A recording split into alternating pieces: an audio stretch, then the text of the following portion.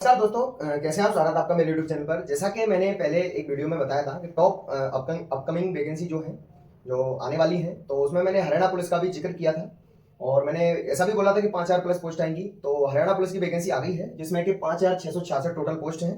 और अगर मैं जीडी की बात करूं तो मेल कैंडिडेट्स के लिए 4000 वैकेंसी है और फीमेल के लिए 600 वैकेंसी है। बाकी की 1000 वैकेंसी रिजर्व बटालियंस के लिए है।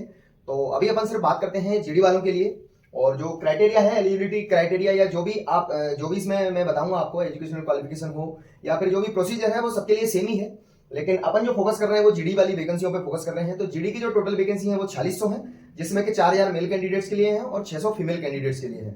ठीक है ना। तो वन बाई वन स्टेप से अपन समझते हैं कि टोटल कितनी वैकेंसी है। और इसका थोड़ा सा जो सिलेक्शन प्रोसीजर है वो थोड़ा सा डिफरेंट है, अदर स्टेट पुलिस के जैसे नहीं है। तो इसलिए आपको ये समझना होगा कि आपको क्या करना है और किस तरीके से आपको सिलेक्शन लेना है। तो इसमें जो एज क्राइटेरिया है वो 18 से 25 है। और सबसे अच्छी बात यह है कि जो एज को लेकर छूट प्राप्त होती थी वो सिर्फ SC ST और OBC कैटेगरी को मिलती है हर स्टेट में।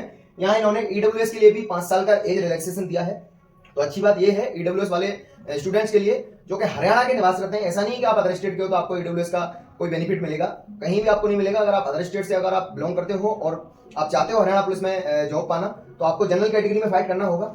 बाकी अगर आप हरियाणा के हो और आप EWS कैटेगरी से बिलोंग करते हो तो आपको 5 साल का एज रिलैक्सेशन मिलने वाला है। मतलब कि 18 से 30 तक अगर आप हैं तो आप एलिजिबल हैं फॉर्म फिल करने के लिए। और रही बात एजुकेशनल क्वालिफिकेशन की, तो सबसे पहली बात तो ये है कि आपको CET पास होना पड़ेगा। हरियाणा में एक कॉमन एलिजिबिलिटी टेस्ट होता है, वो आपको क्वालिफाई होना ही होगा, तब जाके आप फॉर्म फिल कर सकते हो। क्योंकि यहाँ पर सबसे पहले जो मेरिट लगेगी, जो कि टोटल वैकेंसी के 4 टाइम्स स्टूडेंट्स को बुलाया जाएगा, वो उसी के आधार पर लगेगी, CET के आधार पर। तब जाके आपके जो अगले जो नेक्स्ट प्रोसेस है वो कंप्लीट हो पाएंगे। अगर आपने CET नहीं दिया है तो आप एलिजिबल नहीं हो, आप फॉर्म फिल नहीं कर सकते हो। ठीक है ना। इसकी जो एजुकेशनल क्वालिफिकेशन है वो 10+2 है।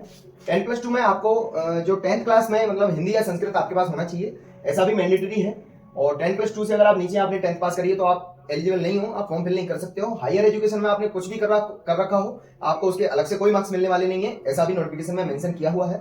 अगर नोटिफिकेशन डाउनलोड नहीं किया है तो गूगल पर सर्च करके आप हरियाणा पुलिस का नोटिफिकेशन डाउनलोड कर सकते हो। ठीक है ना। वैकेंसी का मैंने बता दिया, 4000 वैकेंसी मेल के लिए है, 600 वैकेंसी फीमेल के लिए है। और सैलरी की अगर बात करूं तो 21700 बेसिक पे है।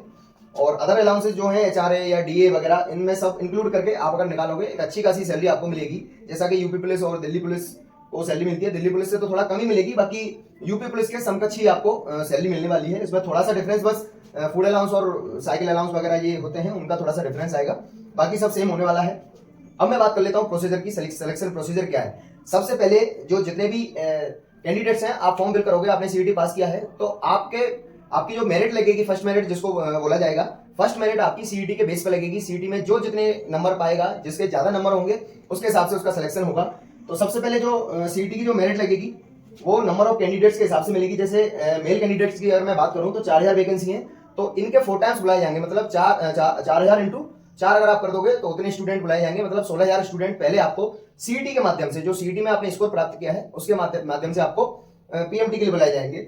PMT जब उसके बाद आप अगर PMT में जाओगे तो PMT का जो प्रोसीजर है वो एक कोई एनेक्सर B करके आप डाउनलोड करना। 2017 हरियाणा सरकार का एक उन्होंने निकाला था, अपेंडिक्स B करके। आप गूगल पर सर्च करोगे उसमें निकल आएगा।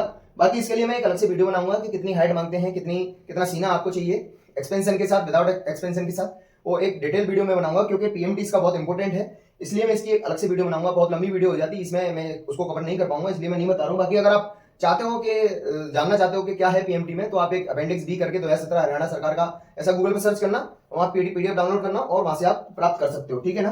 तो जब PMT आपका हो जाएगा, जब आप उसमें पास हो जाओगे, उसके बाद इसका रिजल्ट आपको वेबसाइट पर, हरियाणा की वेबसाइट पर आपको देखने को मिलेगा। जितने स्टूडेंट्स पास होंगे उनको पास में रखा जाएगा, जो फेल होंगे उनको फेल में रखा जाएगा। या फिर एक लिस्ट PDF लिस्ट जारी करेंगे वो लोग, जिसमें जो पास हैं वही लोग होंगे, बाकी फेल वालों को उसमें नाम नहीं होगा। जितने लोग उसमें पास होंगे वो नेक्स्ट जो प्रोसेस है PST, फिजिकल स्क्रीनिंग टेस्ट, उसमें आप जाओगे। ये दोनों एक ही प्रोसेस है, ये कोई अलग प्रोसेस नहीं है। जब आपकी मेरिट बन जाएगी, ये नेक्स्ट सेकंड प्रोसेस के अंतर्गत आता है। जब आप इसमें पास हो जाओगे तब जाके आप PST के लिए एलिजिबल होगे। और PST में क्या है, 2.5 किलोमीटर रनिंग है 12 मिनट में मेल कैंडिडेट्स के लिए, और 1 किलोमीटर रनिंग है 6 मिनट में फीमेल कैंडिडेट्स के लिए। और यहीं अगर मैं बात करूं एक्स सर्विसमैन की, तो यहाँ पर 1 किलोमीटर रनिंग है, लेकिन उसका टाइमिंग थोड़ी सी कम कर दी है, वो 5 मिनट कर दी है। 5 मिनट में आपको 1 किलोमीटर रनिंग करनी होगी अगर आप एक्स सर्विसमैन हैं। ठीक है ना। उसके बाद जब आप यहाँ पास हो जाते हो, तब आपको जो बचे हुए कैंडिडेट्स हैं यहाँ से जब आप पास होके जाओगे, फिर आपको रिटन टेस्ट देना होगा। रिटन टेस्ट में क्या है, ये जो 94.5% जो लिखा है, इसका मतलब ये है कि रिटन टेस्ट में आपको इतने मार्क्स ही मिलेंगे देखने को। हालांकि आपको क्वेश्चन 100 देखने को मिलेंगे, लेकिन वो जो वेटेज होगा, मार्क्स का जो वेटेज होगा वो 94.5% होगा। इसमें जो बचे हुए जो 6.5 जो आपको देख रहे होंगे, 5.5 समथिंग बच रहे हैं, ठीक है ना, तो वो काय के हैं, वो एनसीसी सर्टिफिकेट के हैं। और 1.5 समथिंग जो बचे हैं वो एक और किसी चीज के हैं, वो कहीं भी नोटिफिकेशन में दिखाया नहीं है, तो मेरे को भी नहीं पता वो किस चीज के हैं। तो बाकी 3 नंबर तो हैं। अगर आपके पास ए सर्टिफिकेट है तो आपको 3 नंबर मिलेंगे, बी है तो 2 मिलेंगे। अगर आपके पास सॉरी ए है तो आपको 1 मिलेगा, बी है तो 2 मिलेंगे, और सी सर्टिफिकेट है तो आपको 3 मार्क्स मिलेंगे अगर एनसीसी सर्टिफिकेट आपके पास है। और टोटल नंबर ऑफ क्वेश्चन होंगे 100, जिसमें कि 5-5 आपको ऑप्शन मिलेंगे। टोटल 100 मिनट मिलेंगी, लेकिन क्योंकि उन्होंने एक ऑप्शन बढ़ा दिया गया है, इसलिए उन्होंने 5 मिनट आपको एक्स्ट्रा भी दिया है। मतलब टोटल 105 मिनट आपको मिलेंगी 100 क्वेश्चन सॉल्व करने के लिए। और कोई भी नेगेटिव मार्किंग नहीं है, आप जितने चाहो उतने सॉल्व कर सकते हो। बाकी जो गलत होगा उसका कोई नंबर नहीं मिलेगा, और जो सही होंगे उसका 0.945 मार्क्स के हिसाब से आपको नंबर दिए जाएंगे। जैसे आपके 80 अगर सही हुए तो 80 का गुणा 0.945 में कर लीजिए, उतने मार्क्स आपके बनेंगे।